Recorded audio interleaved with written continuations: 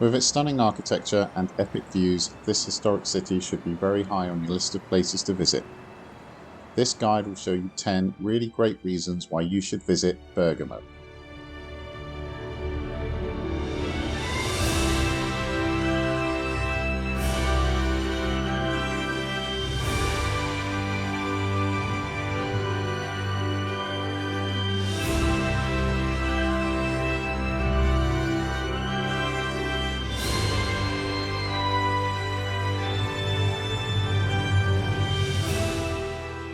Bergamo is situated in northern Italy in the Lombardy region. It's close to the Alps, the Italian lakes and near to Milan, making it an ideal day trip. However, as this video will show you, there is a lot to see and do in Bergamo, so I recommend a couple of nights at least. With a modern population of about 120,000 people, the city has its own airport, Milan Bergamo, and a train station, connecting the city to many other interesting places. The city centre is divided into an older upper city built on a hill with epic views in all directions. It is also a UNESCO World Heritage Site and contains most of the main attractions. Just below the upper city is the newer part of the city, known as Città Bassa, which is also worth visiting. More on that later.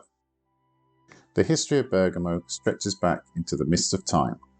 At one time an Iron Age settlement and then a Roman municipality. The city flourished in the medieval period where it acquired many of its finest churches and buildings.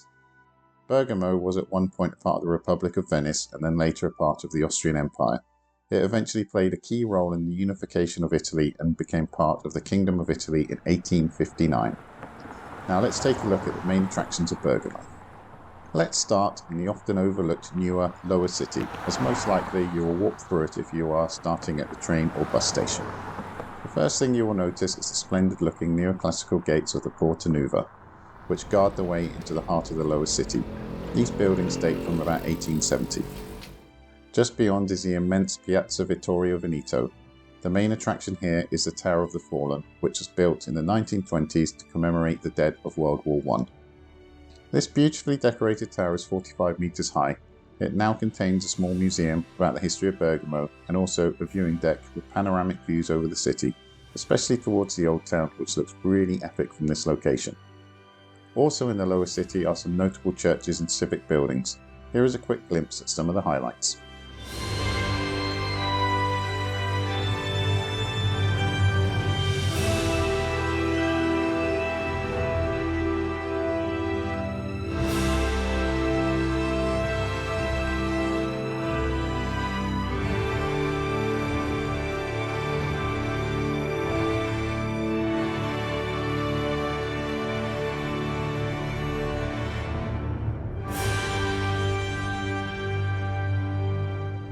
A short walk from the lower city is the Funicular Railway Upper City, Lower City. Built in 1887, this historic funicular will take you directly to the heart of the older Upper City. The railway is part of the wider local transport network and uses the same low-cost tickets as the buses. It can get very busy, so if you don't want to wait in line, then there is a path next to it that you can walk up instead. Walking takes about 10 to 15 minutes. In the heart of the Upper City is Piazza Vecchia, a small open space with historic buildings on each side. Originally built over the ancient Roman Forum, it is the main square of the old town. On the east side is the Renaissance-era New Palace. Construction was started in the 17th century but not completely finished until 1968, when the ornamental facade was finished. Today it houses an important historic library. On the other side is the medieval Palazzo della Ragione. Originally built in the 12th century, it has undergone many changes and is now outwardly a Gothic building sitting on top of fine arches with space below to explore. The building has over time served as town hall, courthouse, theatre and a gallery. In the middle of the piazza is the Contarini fountain, decorated with the Lions of St. Mark, a sign of the Venetian history of Bergamo. Attached to the palazzo is a civic tower, or Campanone.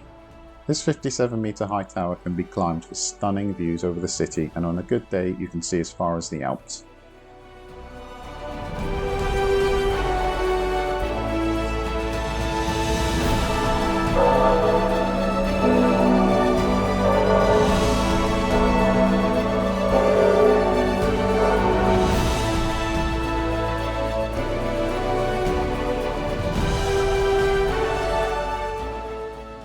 The tower contains the largest bell in Lombardy.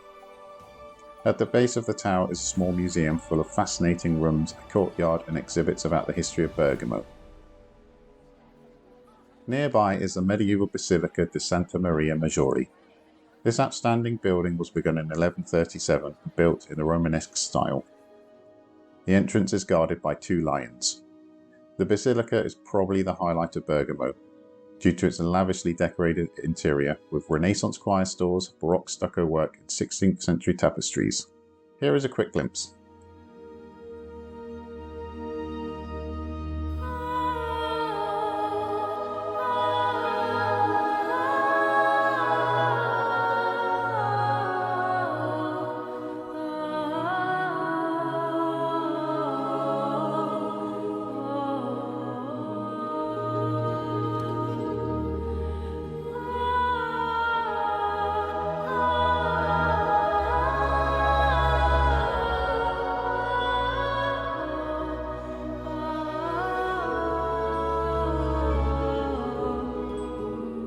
Attached to the basilica is the Colleoni chapel. Its exquisitely decorated facade is made up of multicoloured inlaid marble and is quite spectacular. The interior is also amazing and contains tombs and frescoes to admire. As cameras were not allowed inside, I can't show you what it looks like, but it's definitely worth visiting, so really don't miss it. On the same piazza is the Cathedral of Bergamo, which should not be overlooked. Dedicated to Sant'Alessandro, who is the patron saint of Bergamo. Originally built in 1459, it has been altered over the years and now has a grand neoclassical facade and a dome added in 1889. The interior is also rather stunning, with a wonderfully decorated nave. The soaring dome is especially interesting with its gilded details and stunning frescoes. Opposite the cathedral is the octagonal baptistry. Built in 1340, it was dismantled in 1650 but saved and then later reconstructed in its present location in 1889. Heading back across the upper city, we find the castle of Bergamo, the Rocca di Bergamo. This fascinating castle was built in the 14th century and served as a military stronghold for most of its history.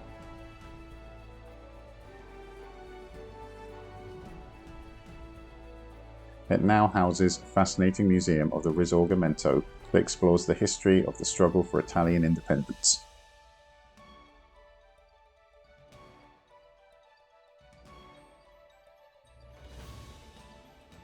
The castle walls and gardens can also be visited, and here you can find some more outstanding views over Bergamo.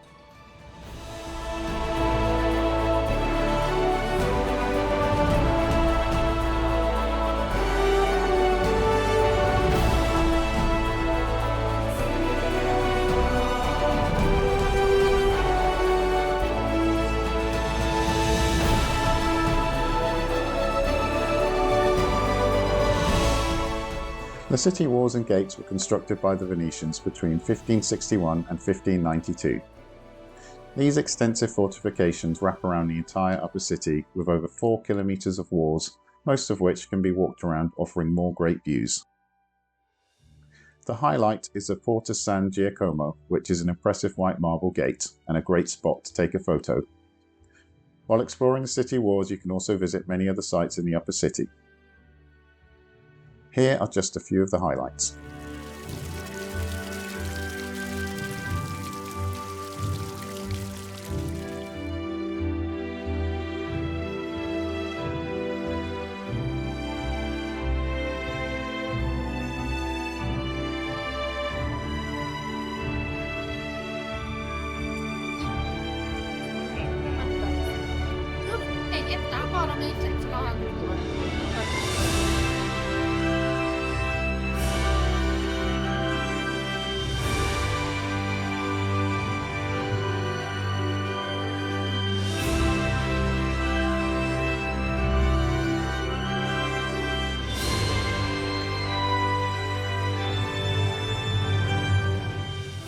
Last but not least is another historic funicular that takes you up to San Vigilio, where you can take in some breathtaking views over the upper city, which seems like a fitting spot to conclude this video. Thank you very much for watching, and I hope to see you in another video. Cheerio!